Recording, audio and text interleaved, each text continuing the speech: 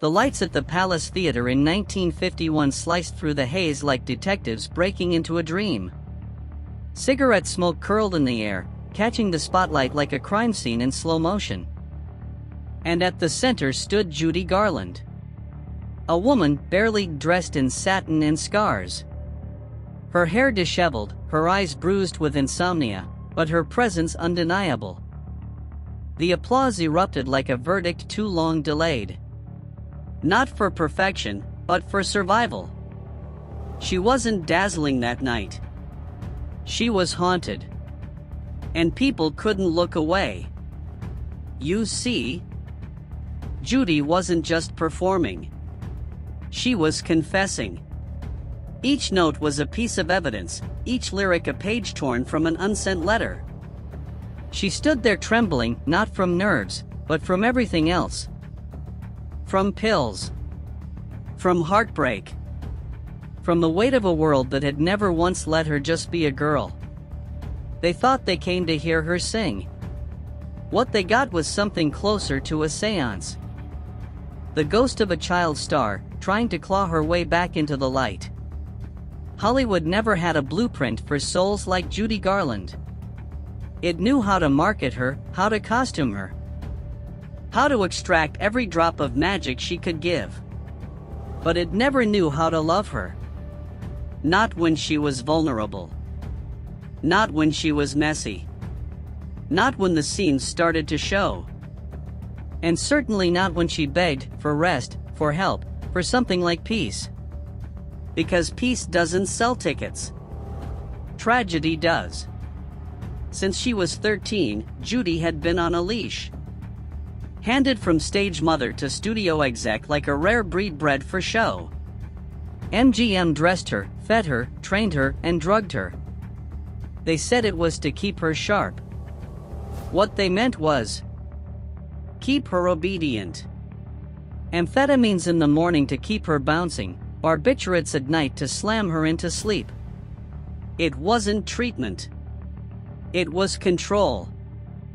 A chemical regime so relentless it rewrote her biology before she even had a chance to form her own personality. She became a factory product, scheduled, managed, inspected, resold. And like any product, she had an expiration date. The girl who sang Over the Rainbow was supposed to stay 16 forever.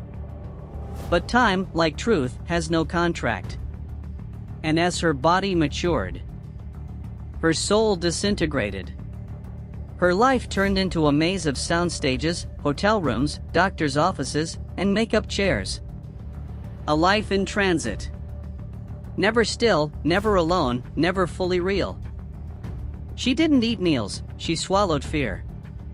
Didn't sleep, she blacked out. Her reality blurred at the edges, stitched together by applause, prescriptions, and a growing sense that she didn't own herself anymore if she ever had. And yet, in that storm, the voice remained. Somehow, impossibly, that voice, tattered and trembling, was her only weapon. Her only truth. She didn't just sing songs, she survived them. The Man That Got Away, Stormy Weather, Have Yourself a Merry Little Christmas, those weren't just hits. They were autopsies. Each one sliced a little deeper into her soul, and we clapped while she bled. That's the part that still stings. We knew. We always knew. Judy Garland's pain wasn't subtle. It screamed from her performances, her interviews, her public collapses. But we called it drama. We called it flair. We called it the price of genius. We didn't call it what it was: slow, public, intentional destruction. The men in her life didn't save her either. Some used her, others needed her too much. 5 marriages, each one a postscript to the last. She kept looking for something: stability, devotion, a refuge, but kept opening doors to men who were as broken as she was. And when 2 fractured souls collide, all you get is more shards. Love, for Judy, was just another high with a brutal crash. There's a file somewhere, thick with notes from doctors, producers, husbands, even handlers. Pills adjusted, schedules revised. Deals renegotiated. Everyone had a plan for her. Everyone had a stake. But no one had a soul to spare. Not for her. Not really. She was their product. Their cautionary tale. Their masterpiece of misery. By the 1960s, the shine was fading. She was too old to be ingenue, too fragile to be reliable, too honest to fake it anymore. The comeback tours were miracles strung together with duct tape and desperation. Each performance a coin toss. Will she show up? Will she stay upright? Will she make it to the end of the set list before the weight crushes her? But still, she kept showing up. That's the part that breaks you. Even when the world chewed her up and spat her out. She kept climbing back onto stages like a boxer who doesn't know how to stay down. Her body begged for rest. Her mind screamed for silence. But her voice, God help her, refused to quit. Because singing wasn't what she did. It was all she had left. Then came London. In June 1969, Judy Garland was found dead in a rented flat in Chelsea. The weather was cold, the room colder. She was curled up in the bathroom, her weight under 90 pounds, her fingers tinged with blue. On the floor, an empty bottle of barbiturates, like punctuation at the end of a too long sentence. The coroner ruled it accidental. But no one really believed that.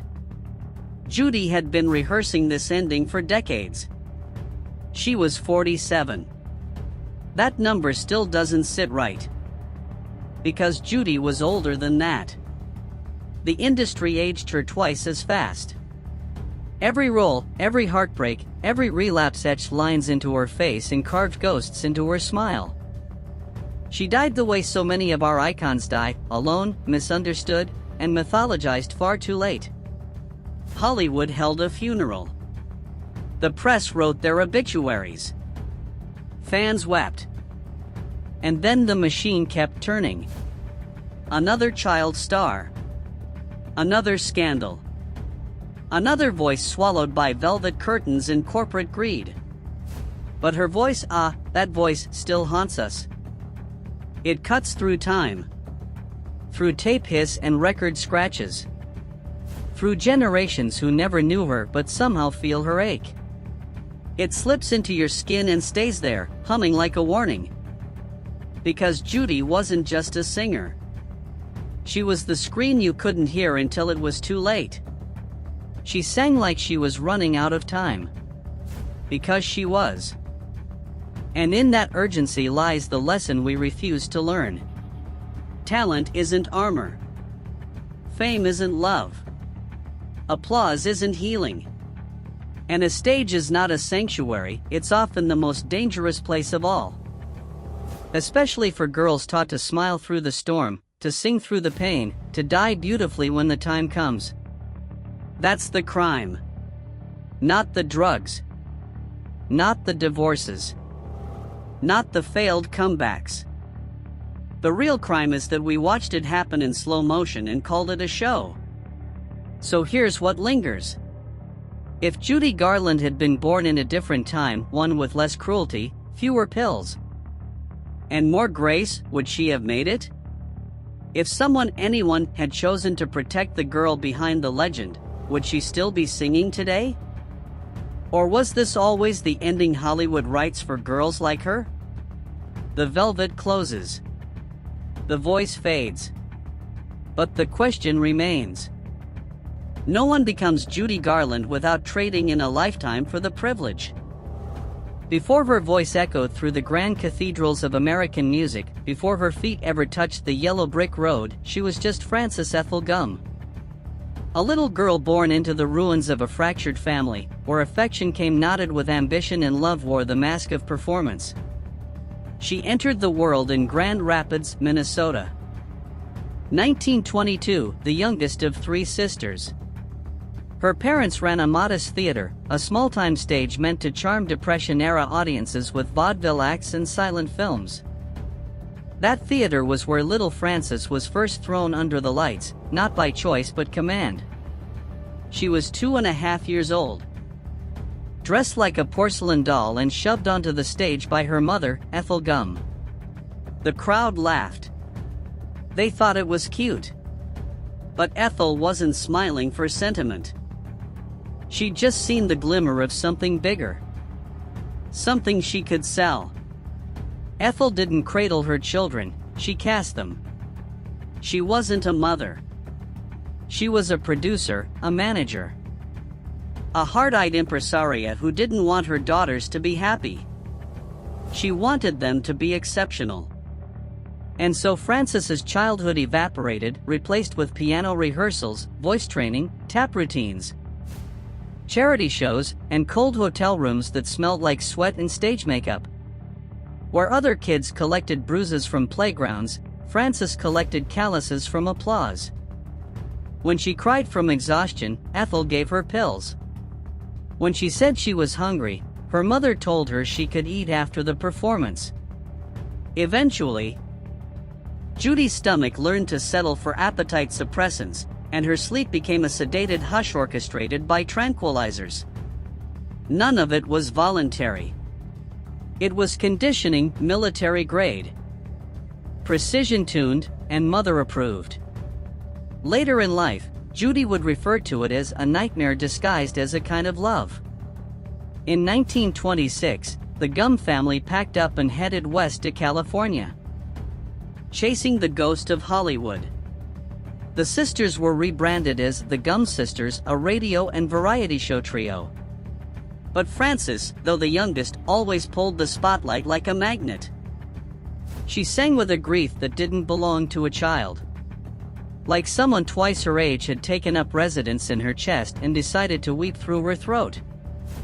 One night after a gig at the Paramount Theater, a friend of the family remarked that Gum sounded like the punchline of a bad joke. The group needed a name with sparkle. So Frances became Judy Garland. It sounded like fireworks and velvet curtains. Like a marquee in full blow.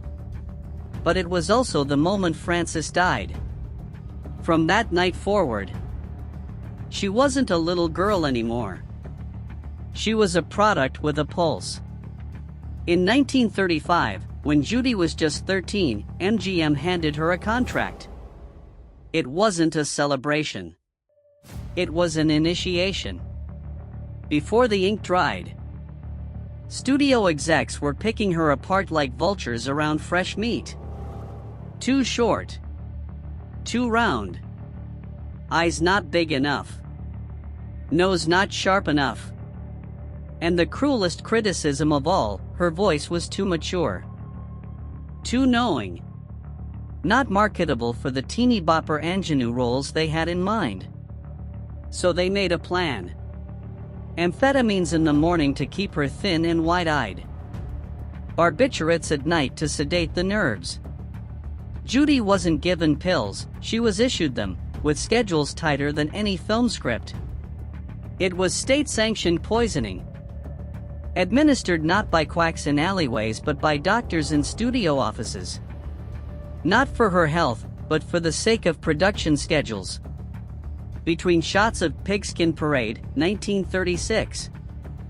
Thoroughbreds Don't Cry, 1937, and Love Finds Andy Hardy, 1938, Judy was praised on camera and dismantled off it. Her most frequent screen partner was Mickey Rooney, a pairing MGM adored for its wholesome chemistry. But there was nothing wholesome backstage. Mickey, in his memoir, described how Judy would sometimes collapse after filming, face buried in her arms. Either from physical collapse or emotional gut punches delivered by studio brass who thought she looked too tired to be pretty. Then came 1939, the big one. The game changer. MGM cast Judy as Dorothy in The Wizard of Oz. Not their first choice, mind you. That honor went to Shirley Temple, America's favorite cherub. But when negotiations fizzled, Judy got the part. She was 16. Old enough to vote in a few years, but the studio wanted her younger. Softer. Less woman, more girl. To play Dorothy, Judy was cinched into corsets to flatten her curves. Her hair was braided and shellacked. Fake breasts were added to maintain symmetrical femininity. She wore a wig, colored contact lenses, high-heeled ruby slippers, and swallowed 3 different pills a day to make the illusion hold. Under Technicolor rainbows, she sang over the rainbow with aching hope. But behind the scenes, she was gasping for her own lifeline. The movie made her a household name. But success didn't come with protection. Instead, it came with more films: Babes in Arms, Strike Up the Band, Girl Crazy. The demand never slowed. But Judy did. Her body was breaking. The pills started backfiring. She'd forget lines, slur her words, freeze in the middle of scenes. MGM took note. Not to help her, but to install tighter controls. She was weighed weekly, watched hourly. Her purse was searched for contraband. Her dressing room was sometimes locked from the outside to prevent her from overdosing between takes. This wasn't care. It was containment. Meanwhile, her personal life was cracking. Her father, Frank Gum, died early from meningitis. Her mother remarried a man who made ice seem warm. Her new stepfather was abusive, both in word and silence. He saw Judy not as a daughter, but as a paycheck. She started referring to herself as a studio marionette. Others pulled the strings. She just danced. By age 18, Judy made her first documented suicide attempt. The studio called it a little episode. Instead of a therapist, they sent her to a luxury rehab spa. For a few weeks. Just long enough to get her back on set in time to film Meet Me in St. Louis, 1944. One of her most beloved performances. And one that nearly unhinged her for good. Through all this, her voice remained unchanged. Golden. Haunting. A national treasure, some called it. But it wasn't treasure for Judy, it was a trap. Every time she tried to rest, someone reminded her, "You're the voice of America. You can't stop now." So she didn't. Couldn't. Even when she was caught nodding off on set. Even when she burst into tears mid-performance. The studio didn't give her breaks. They gave her babysitters. Men with clipboards and clean fingernails. Paid to shadow her, monitor her pills, and drag her upright if she fell. Hollywood was preparing her for the stage, but not for survival. This was Judy's youth: no summer vacations. No first kisses behind gymnasiums, no classrooms, no mischief, no escape. Just chemicals. Contracts. Cold dressing rooms. And the applause of strangers, echoing through a darkness she never asked to enter. By the time she reached adulthood, the damage had already been done. Judy Garland was famous. But Frances Gum was long gone, buried under layers of stage makeup, scripts, and sedatives. She didn't grow up. She was built. Sculpted. Assembled by a system that knew exactly how to make a star and no clue how to save a soul. And that's the part the history books skip. They call it the golden age of Hollywood. But they forget the blood it took to shine that bright. For Judy, the spotlight wasn't a dream. It was a cage. And every time she stepped into it, she left another piece of herself behind. Hollywood has never been a cradle for love. For Judy Garland, it was more akin to a dissection table where raw emotions were cut open under cold light. and dreams were carved up by hands in white gloves. She was a girl who only wanted to love and be loved, like anyone else. But fate, as usual, had other plans for Judy Garland, plans that always came with a fine print and an invisible censor: the studio office, the PR room, the ethics committee, even MGM's in-house obstetrician. In 1941, at 19, Judy met David Rose, composer, conductor, and a man 12 years her senior. Suave, successful, he looked like he belonged on a Cologne billboard. He had a wife, but he also had an agenda.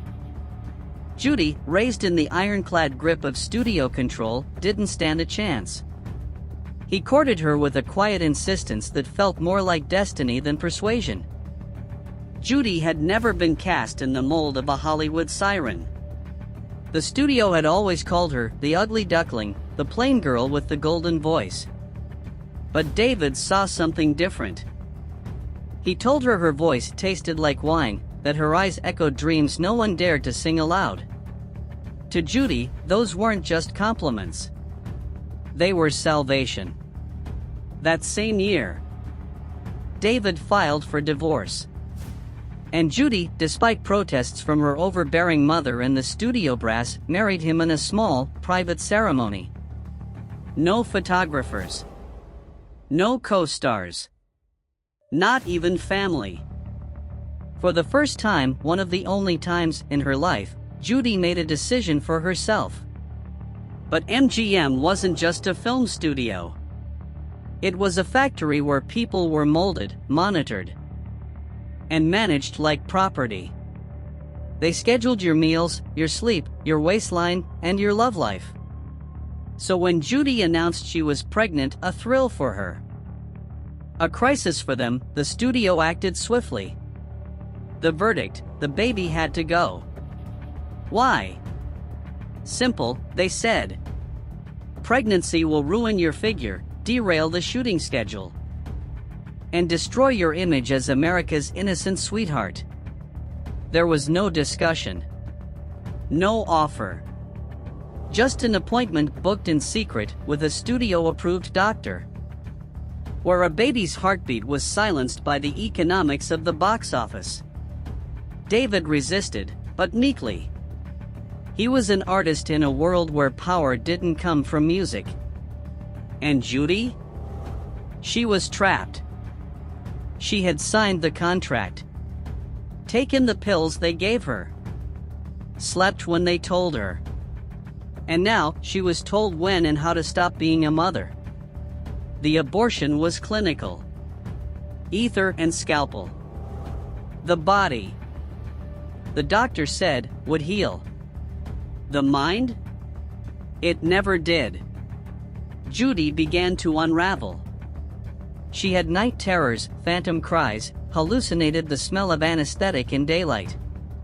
Once, in the makeup chair, she sobbed uncontrollably, screaming, "They took my baby," and called it a schedule. From that moment, something inside her died. The innocence. The trust. Gone. On the set of Presenting Lily Mars, 1943, she broke down in the middle of lines, wept for no reason, stared into mirrors like they owed her answers. The crew started whispering, "Judy's losing it." But no one asked why. Her marriage to David began to rot. He still loved her, maybe, but didn't know how to love someone drowning in trauma. Judy grew suspicious. She accused him of pulling away, of avoiding conversations, of changing the subject when she mentioned the baby. They fought in bed, in the car, even in the therapist's office. A therapist conveniently provided by MGM to repair their investment. By 1944, while filming The Candy-Colored Dream that was Meet Me in St. Louis, Judy and David separated. The divorce followed soon after. She wrote in her journal, "I used to sing about somewhere over the rainbow. But maybe I was only allowed to sing it. Never live it." While other young women her age explored identity and purpose, Judy explored disintegration. She was no longer a girl, but not yet allowed to be a woman. She was a depreciating asset, a money printing machine with failing gears. The studio responded with ice in its veins. They rebranded her as all grown up. Tight gowns. Blood red lipstick. Romantic leads. But Judy had no skill for seduction. More than that, she no longer believed in it. Her love scenes were hollow. Her lines spoken like wounds rather than whispers. And then came Vincente Minnelli, the director of Meet Me in St. Louis. He was the first man since David who saw Judy not as a brand, but as a person. A soul, bruised but breathing. He had sad eyes, spoke in softness, and didn't fear emotions. Their relationship bloomed in quiet shadows, tender, tentative, fragile. Vincente was a balm on Judy's cracked edges. He encouraged her to drop the wigs, stop the corsets. He brought her into his world of theater artists and candlelit salons, where she could sing, not perform. She called it the flicker phase, not blinding, but honest. But not even Vincente could shield her from the grindstone. Sleepless nights. Pill overdoses. 18-hour shoots. Judy spiraled. She showed up late. Or not at all. Once, she vanished for 3 days, just to find silence. In early 1947, Judy was hospitalized for exhaustion. The doctor recommended 6 months off. MGM gave her 3 weeks.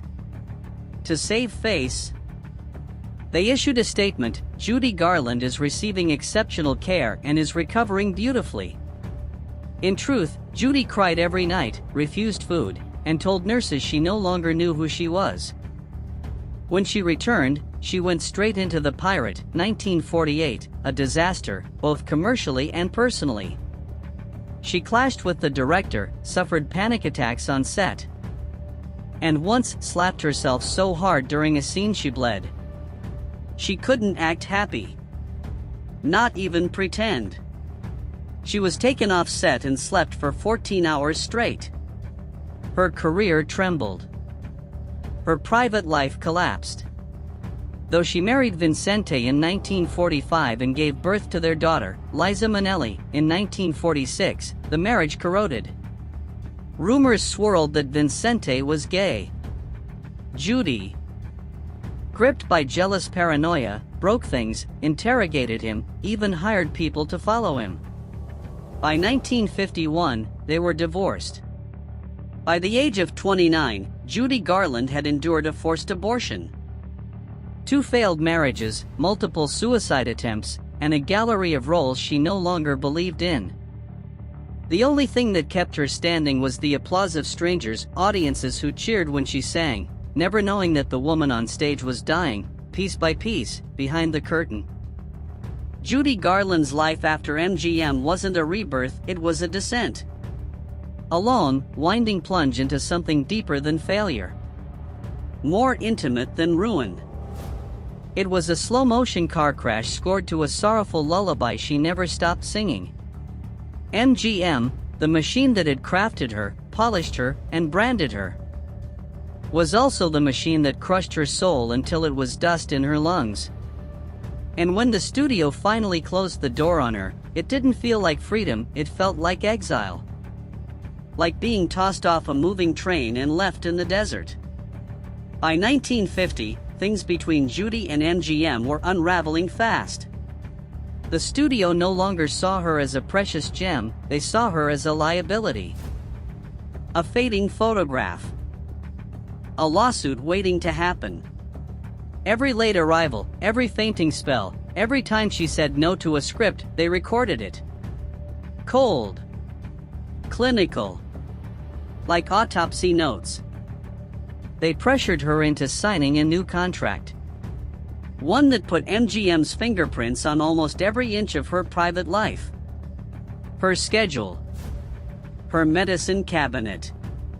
Even her social calendar. She protested, but the suits had one simple threat: sign, or disappear. No more screen time. No more stardom. No more Judy Garland. And so, trapped in a silk and steel cage, she signed.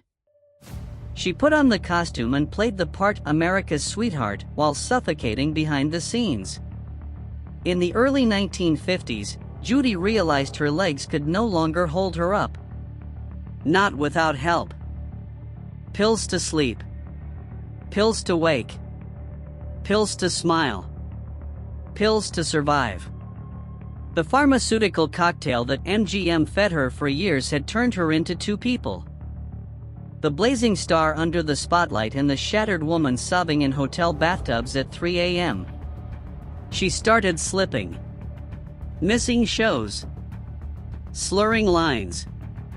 There were rumors. Then headlines. Overdose. Drunken performances. Public breakdowns. MGM suspended her, then fired her. But the public? They couldn't let her go. Her voice still echoed in post-war America like a promise, one they needed to believe in. She wasn't just a singer. She was the ghost of a better yesterday. By 1951, after divorcing Vincente Minnelli, Judy made a defiant move. She went live. No more movie sets. No more retakes. Just her, a microphone, and the stage. She poured herself into cabaret gigs, smoky ballrooms, and the hallowed halls of the Palace in New York City. It was a rebirth, but one written in blood, sweat, and lithium. On stage, she was a storm. A gospel.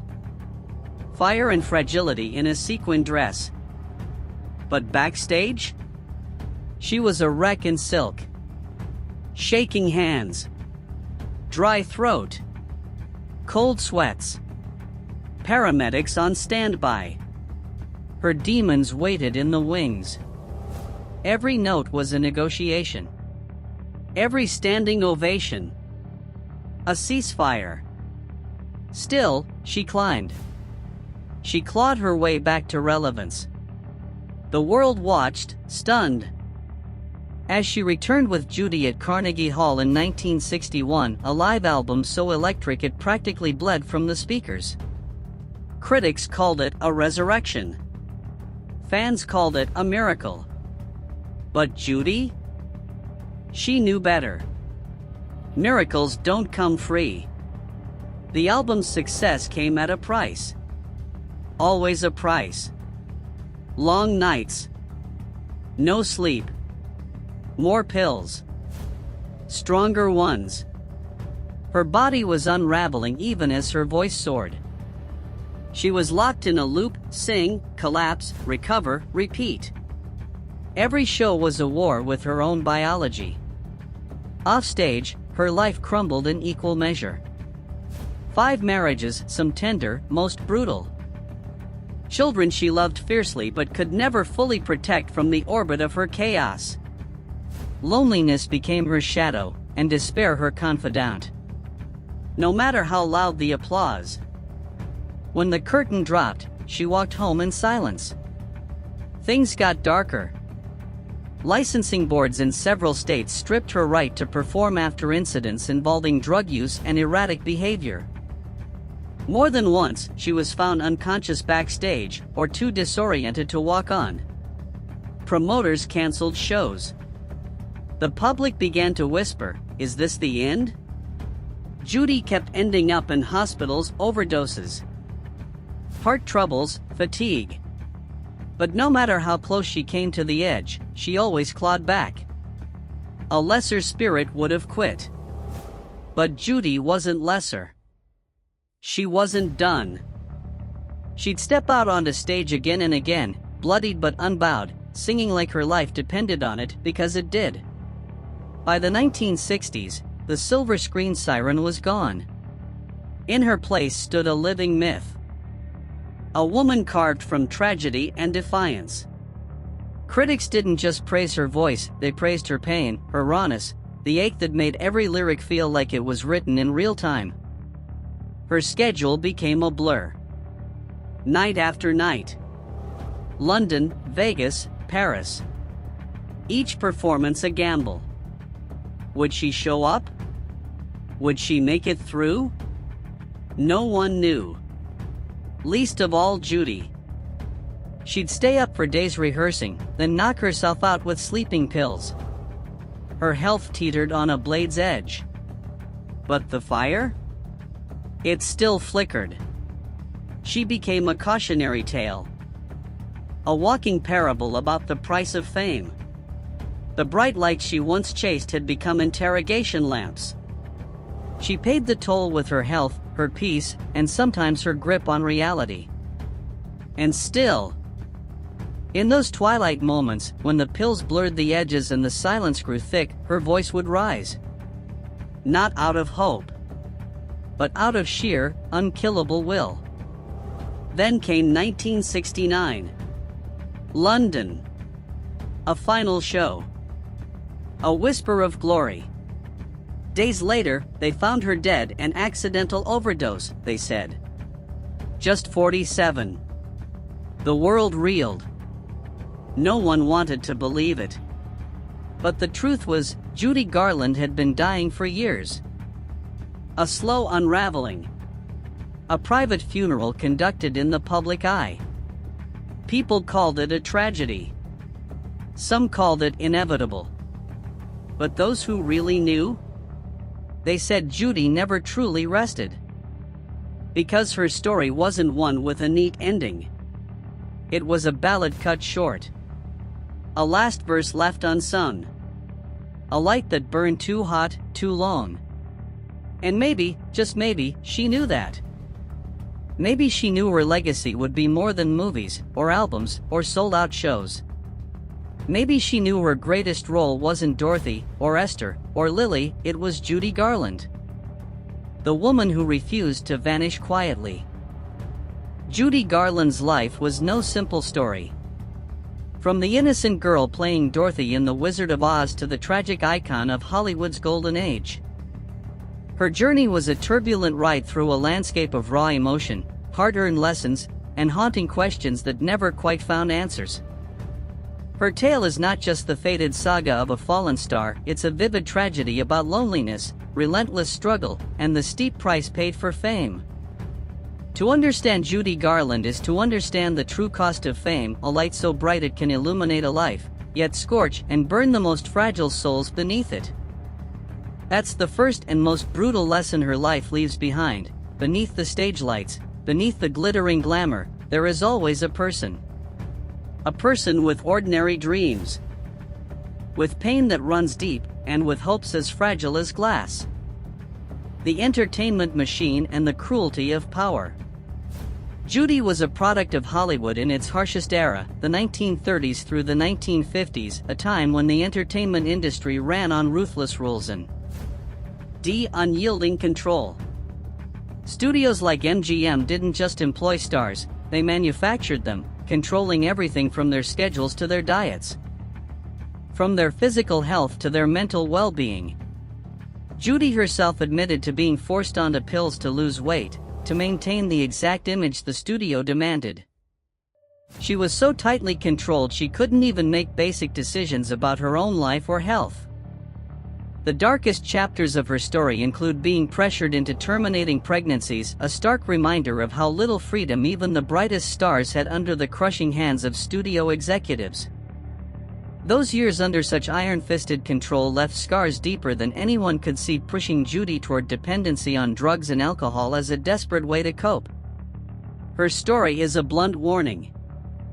Unchecked power can destroy people, no matter how talented or famous they are.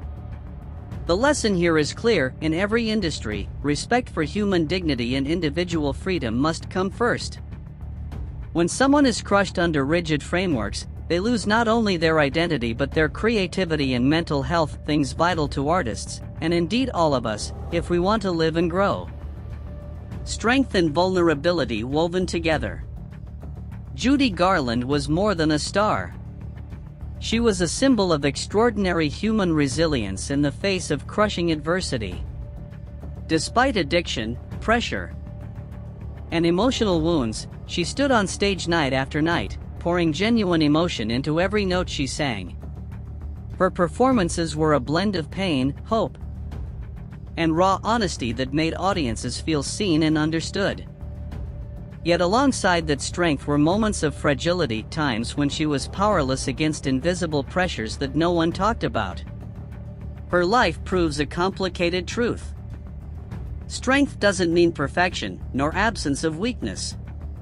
Everyone has moments of exhaustion. Everyone deserves forgiveness and help. Through Judy's story, we see that instead of demanding perfection or endless endurance, society needs to create spaces where people can be themselves, flawed, vulnerable, and healing. Freedom and the cost of autonomy.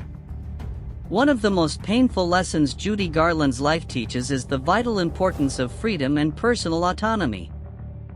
Judy never truly had control over her own life or career. Every move, from what she ate, to the pills she took, to the relationships she pursued, was monitored and dictated by others, studios, managers, even the public. She traded autonomy for fame and success, but the price was staggering: deteriorating health, broken spirit, and eventually, a lonely, painful death. Her story forces us to ask, is it ever worth sacrificing freedom and self-ownership for fame or achievement? And are we, as a society, creating pressures that rob people of these basic human rights? The loneliness behind the spotlight. There's a cruel paradox in Judy Garland's life. She was adored by millions worldwide, yet she was one of the loneliest people alive.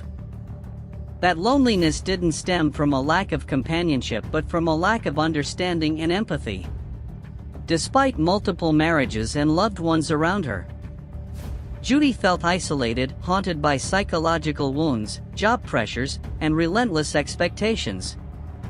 She was like a bird trapped in a golden cage, protected, admired, yet unable to truly fly free. This raises a haunting question about the difference between being loved and being truly known. Is love genuine when it only sees the symbol or icon, rather than the fragile human inside? Resurrection and the power of art. Despite everything, Judy Garland found ways to rise again, step by step, back into the light.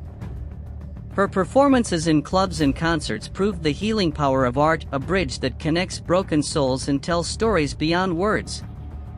Her music wasn't just singing, it was a narrative of pain, love, and hope, universal experiences that bind us all. She showed that art can transform private suffering into a shared human experience and can be a force strong enough to push back the darkness. This is a powerful lesson about sincerity, about art, and about human connection, one that feels more urgent now than ever in our fractured world. More than a story, a call to reflect. Judy Garland's life is not just a story to be told. It's a call to think deeply about human value and the nature of fame. Can we see the real person behind the dazzling star? Or do we only watch the act on stage? Is fame the ultimate goal? Or just one part of a larger journey that demands we care about mental health and humanity? When faced with stories like Judy's, can the entertainment industry and society change to protect true talent and support sustainable growth? And finally, in your own life, do you dare to face the darkness to find your own light, or will you settle for illusions that keep the glitter but hide the truth? Judy Garland's life was a tangled, emotional odyssey filled with hard lessons for individuals and society alike. She stands as living proof of the heavy toll fame can take and the cruelty of invisible power structures. But she is also a beacon, a symbol of the courage and strength that can arise from adversity. Judy is gone, but her story endures, not just on stage or in recordings, but in the hearts of those who dare to look beneath fame's surface, into the rawness of pain and the unyielding power of the human spirit. Perhaps that is her greatest legacy, a reminder that behind every shining light, there's a real person, a mosaic of broken pieces longing to be mended and loved.